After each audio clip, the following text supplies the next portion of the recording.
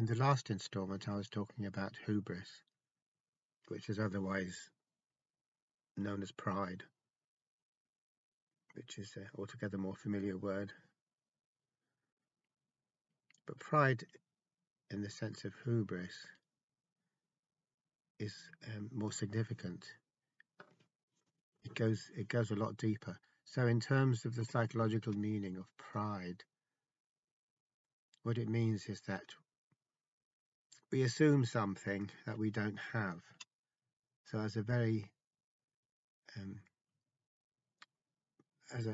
fundamental type of a thing, we assume that we have something that we don't have, which is agency. Agency, in this context, can be described as having the ability to get the outcome that we want to get through our own means, through our own devices, through our own agency. So it can be seen that our entire approach in what we call psychology is based on this idea of agency, that we can, one way or another,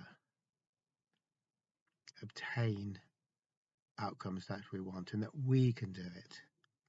I, myself, by doing whatever it is that has been shown to be efficacious, can bring about the changes that I want to see. And this sounds so normal to us, so straightforward. Of course we can. This is what we're telling ourselves the whole time. Yes, you can do it. You can do this. You've got this. You can do this. And that sounds so affirming. It sounds so positive. Like I said, this is what we say to ourselves and to each other the whole time. Yes, you can do this. But that's hubris. Hubris is, yes, you can do this. And in a peculiar fashion, what seems to be empowering to us, the belief that, yes, you can do this, is actually the very opposite. It's terminally disempowering. And as part of the same paradox, what seems to be an absolute limitation, like a real limitation, as in, no, you absolutely can't do this. You absolutely don't have the power to do anything here, to change things in accordance with your wishes. Despite sounding and feeling like a terrible slap in the face, is actually super liberating. It's super liberating because once we stop trying to do it for ourselves, then it can happen, because the only thing that was stopping it happening, whatever it is, and we can come back to whatever it is, to what it is, was our attempt to do it ourselves. So this is very, very easy to see in terms of spontaneous behaviors. If I'm trying very hard to force a spontaneous behavior, that spontaneous behavior doesn't happen. There might be a purposeful behavior that will mimic or look a bit like that spontaneous behavior, but it isn't the same thing. It's kind of like if I say, I love you, deliberately for some reason or other, then although I can put it on and I can say it, the actual spontaneous expression of love is inhibited in this way. So whatever we take over purposefully, whenever we take over purposefully, we end up with a third-rate product in our hand, and it's all, moreover, it's a third-rate product we have to stand over and keep on doing all the work to make sure it happens. It's only worth anything if it happens by itself, really, without any prior intention. If there's a prior intention, it means I'm hoping to get something out of the situation, which means that it's all about the thinking mind being clever and trying to wangle things to be one way or another. And while it's perfectly legitimate for the thinking mind to try and wangle things, Like if I'm sitting here inventing a mousetrap or God knows what, that's the thinking mind trying to wangle things. That's okay. It's not the thinking mind should shut up and never do its thing. It's just that the thinking mind gets above itself when it thinks it can actually help with the realization of the spontaneous side of our being, because that's the one thing it can't do. Directed behavior can never lead to spontaneity. It just can't. That's the one thing it can't do, because spontaneity and directedness, purposefulness are antitheses of each other. And if they're antitheses of each other, which is fairly easy to see, then clearly one can't lead to the other as an extension or a further development of the other. We have a big problem about this because we don't really have much trust or faith in the spontaneous side of things, whereas we have a lot of belief in the directed side. So we keep on thinking that we can wangle whatever we need to do. We can even wangle the spontaneous side of our nature by being purposeful, which is what faking it till you make it comes down to, or going around with a smile, sunny side out, or whatever the saying is, keeping the smile on the outside. That's all purposeful. I can keep on smiling and presenting the image, no problem at all. I can do it on purpose. It's an act, it's a performance. And ludicrously in our culture, we believe that if we do this enough, it will bring about the genuine article, which is when I'm actually genuinely happy or carefree or whatever it is. We think that mimicking that can somehow bring it about, that copying can somehow encourage the thing we're copying, which absolutely doesn't work in the psychological sphere of things. It's like saying if we lie enough and convince ourselves with our own non-stop lying, then our lying will somehow become true. Now, in one way, maybe we could say that that is the case, because if I believe my lies to be true, then for me they are true. But on the other hand, my own personal truth that I've chosen to believe in because I don't want to have to encounter reality, it doesn't have the same quality as truth. It's my personal made up truth. Otherwise, it's a lie that I take to be the same thing as true. But it's not the same. And it's not the same because if something is true, I am absolutely relieved on the spot of any duty to keep on defending it or maintaining it or going around telling people, yeah, it's true, it's true, it's true. And in whatever means possible, trying to promote that truth and back it up and reinforce it. See, if it's true, clearly, I don't need to do any of those things. It's true by itself. It's got its own legs. It can walk. I don't have to walk for it. So the nature of truth is that it frees us from the need to be personally involved. It's got nothing to do with me, if you can grasp it, as David Bowie says. So that's freedom. That's the freedom of it's got nothing to do with me. And because of the way we all look at things, this is difficult for us to understand because we want it to have something to do with us. I want it to have something to do with me. I want personal involvement. I want responsibility in it. I don't want it to be just true in itself.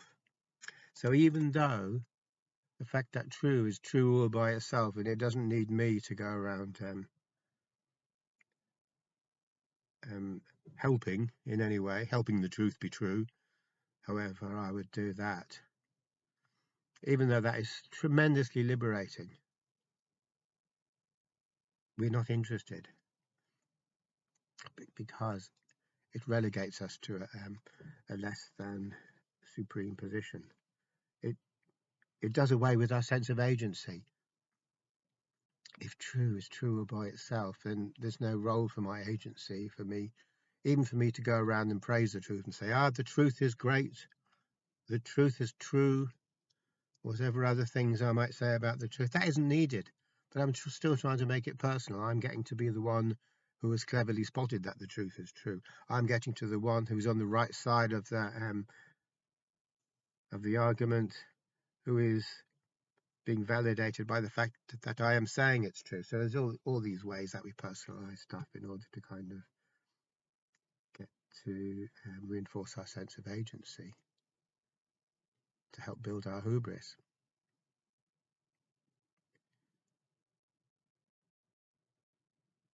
We want to believe that it's got something to do with us, that we're adding some little thing to it, that we've got a role to play, which is understandable enough. Untrue, but understandable enough. So Alan Watts explains all this in religious terms. And in actual fact, all the whole realm of psychotherapy and psychological therapy really is taking over from what in the past would have been a religious issue. It's been taken over. We don't go and see the priest now, generally speaking. We go and see as has often been said, we go and see the psychiatrist or psychotherapist or psychologist. So the point of me saying that is that everything Alan Watts points out about the glitches we get caught up in when we're trying to spiritually self-improve, i.e. be saved, because it's also true in therapy, because we also want to be saved, only we don't put it in religious terms, we put it in psychological terms. But the glitches that stop us in the religious sphere are the very same glitches that stop us in the psychological sphere. So it's helpful to understand exactly what this glitch is, really. It's all the same. It all comes down to the same glitch, really. And so to express this in terms of salvation, as Alan Watts does, which made great in this present age because we don't go on about salvation so much, it's a very clear way of explaining it, and also it explains our more modern attitude, which is nothing more than a development of this old problem. So we could say that maybe for 2,000 years within the Christian religion, people have been trying to do the right stuff, and as a result be saved.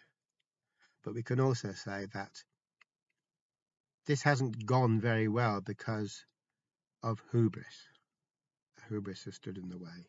If only we didn't have this hubris, it would be very simple indeed. It's not complicated, but our hubris makes everything complicated. And not only does it make everything complicated, when we have enacted all of the complications and jumped through all the hoops, it still doesn't work. So as a result of our hubris, we end up with a solution that's super complicated, arduous, tedious, takes a long time, and doesn't work. That's what we get for the hubris, which is fair enough. It's kind of poetic justice in that. So what Alan says is that we get caught up in a vicious kind of circle, really, because we want to be saved. We don't like suffering. We want to be saved. Don't want to like suffering and misery and pain and torment. We want to be saved. Fair enough.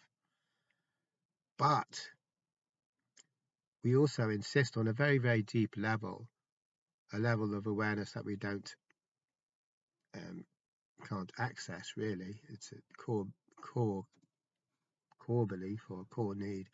We want to be involved in our own salvation. So we construe the situation as being that there is a kind of deal between us and God. So God says, do X, Y, and Z correctly, and you'll be saved. Salvation shall be yours. And that suits us because we get the feeling that, yeah, there's a test here, serious test, not a little test, a big test, and we have to pass it. So straight away, that gives us the sense of agency, because there's my part to play. I've got to do something. Okay, God is the boss. We know that. God, ultimately it's all down to God who gets salvation or not. But I have my small part to play. I have to jump through all the hoops, and they're difficult hoops to jump through. But if I do that, then it's like God will say to me, well, you did your side of the deal. Here's my side. You're now going to be the recipient of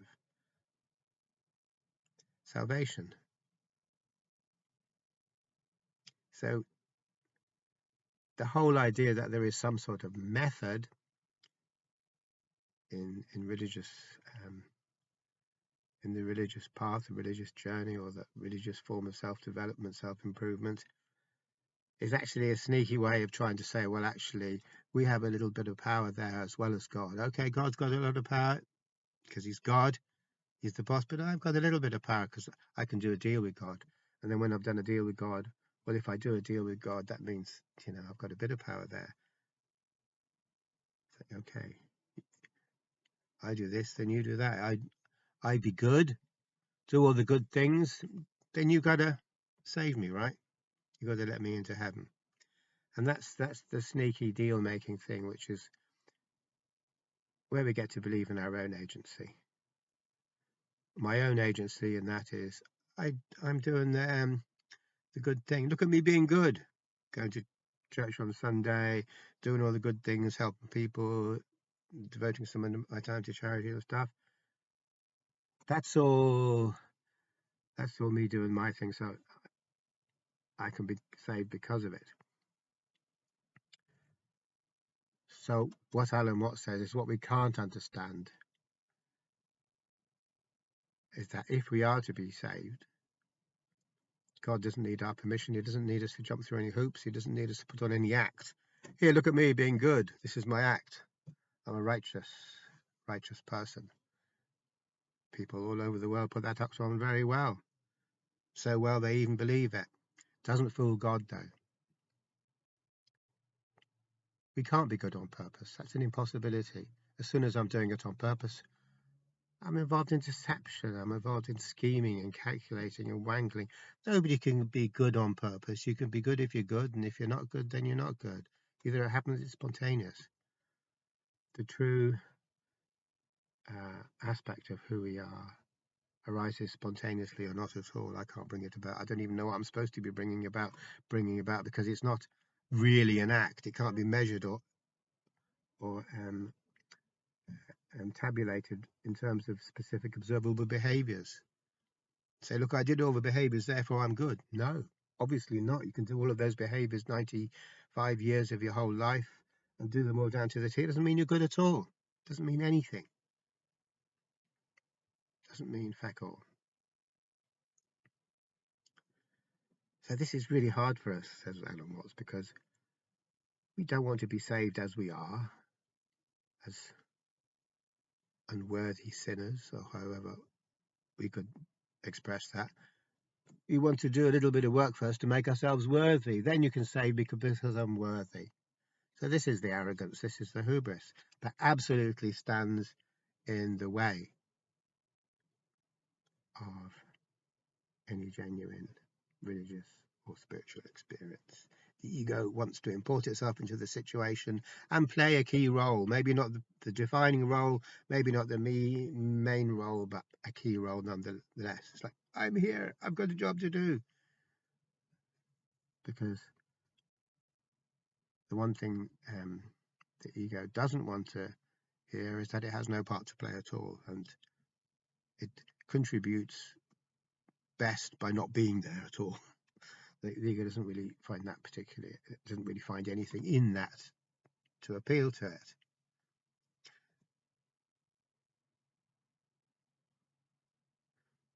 Now it can be seen that the Christianity as a whole, on the whole, has very much absorbed this idea that we have to jump through loads of hoops in order to be saved, which is a way of validating the ego, because it's the ego that jumps through the hoops. It's the ego that wants to benefit the outcome as a result of jumping through the hoops. So really the whole system has gone down the wrong road. It's become all about putting an act of acting or faking that we're something that we're not. And that's not really very spiritual. It's actually on the opposite side of things. It's kind of on the more diabolical side of things, really, since that whole realm, the realm of deception, is the province of the other fella, not God, the other fella. That's not God's domain. Lying isn't God's domain. Trying to wangle things by being clever isn't God's domain. But we can see all of that. We can see all of this exactly reproduced in terms of therapy. Okay, so therapy hasn't been going for 2,000 years. It's maybe been going for 100 years or something like that, not very long. But we have the very same mess of all these purposeful things we are supposed to do in order to bring us to the point where we can be mentally unwell. But we absolutely insist that we absolutely insist that we become mentally well as a result of our own efforts, as a result of our own agency. And yet, it is our misguided belief in our own agency, that is to say, the ego's own agency. The ego can't have any agency because it's not a real thing. It's just a kind of trick of the light. It's not who we are. It's not who anyone is. But we absolutely insist, full force, all guns blazing, we absolutely insist that having this belief in our own agency and then enacting this belief in our agency can result in mental health, when actually all that is needed is to stop believing that it's up to us, that we're responsible for our own mental health. We're told that all the time. You're responsible for your mental health yourself. It's what you do. That isn't true, though. If I was responsible for my mental health, I could become mentally healthy by trying hard enough, and I can't. It's only when I realize that I'm absolutely not responsible for my own mental health that I have any mental health.